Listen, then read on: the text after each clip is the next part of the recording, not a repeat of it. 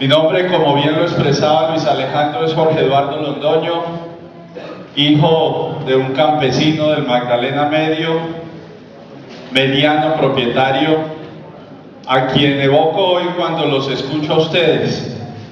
Por allá en el año 67, recuerdo muy pequeño, era partícipe de la alegría de mi padre cuando se fundaba la NUC en el gobierno de Carlos Lleras, y muchos campesinos colocaban la esperanza y todo su futuro, toda su capacidad de organización en este estamento.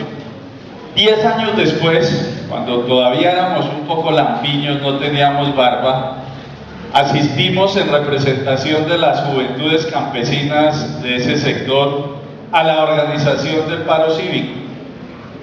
Y en aquella época se discutían los problemas del campesinado.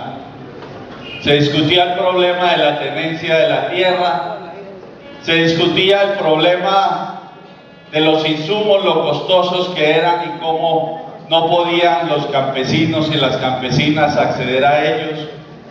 Se discutía cómo el mercadeo era imposible porque no existían vías o porque los intermediarios hacían costosos esos productos. Se discutía cómo era imposible que los campesinos pudieran vivir en su territorio si no tenían un bienestar y unos seguros de cosecha. Se discutía, en fin, todo lo que hoy, 44 años después, ustedes hoy están planteando. Y por eso uno alberga un sentimiento contradictorio, de alegría porque sin ningún ánimo lambón, porque jamás lo he sido, se ven nuevos vientos con un gobierno que quiere saldar viejas deudas, pero de tristeza porque todavía no aprendemos a que hay que pasar del discurso a los hechos. Como lo dijera ese gran pensador centroamericano, la mejor forma de decir es hacer. Y creo que estas discusiones, después de tantos y tantos años, deben consolidarse en un proyecto concreto y en una política de Estado que sea prevalente. El gobierno del doctor Juan Manuel Santos, y con el liderazgo de nuestro ministro de Agricultura y con el liderazgo del vicepresidente de la República, quien de una manera denodada también participó en este proyecto de ley, pues saldó una deuda con las víctimas, con esas personas que no tenían por qué haber sufrido esos vejámenes que como producto de un Estado indolente tuvieron que asumir, la ley de víctimas y restitución de tierras.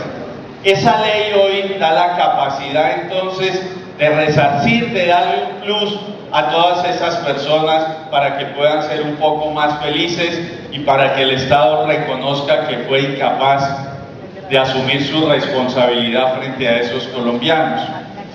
Y en esa ley de restitución de tierras, para que ustedes tengan un poco de tranquilidad respecto al Poder Legislativo, entre otras cosas porque en un legislativo, en un régimen presidencialista como el nuestro, el Ejecutivo tiene la capacidad de aprobar las leyes que estime conveniente. Por eso no va a ser problema que la Ley de Desarrollo Rural pueda tener una verdadera capacidad de solucionar problemas a nuestras campesinas y a nuestros campesinos. Y esa ley de tierras que se estableció, esa ley de desarrollo rural que se estableció en la ley de restitución de tierras, fue de origen y de iniciativa legislativa. Allí quedó establecido que en el término de 6 meses el gobierno debe convocar, debe presentar la ley de desarrollo rural. Y será la oportunidad para que en una acción concertada, tal y como muchos de quienes me antecedieron en el uso de la palabra lo solicitaban, pues podamos finalmente hacer una ley igual o mejor, que tenga unos efectos como la ley de víctimas y que sea la ley de desarrollo rural.